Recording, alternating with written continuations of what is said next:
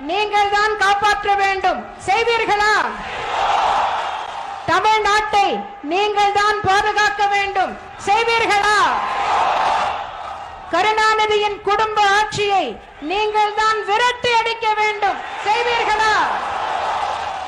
மிக்க நன்றி.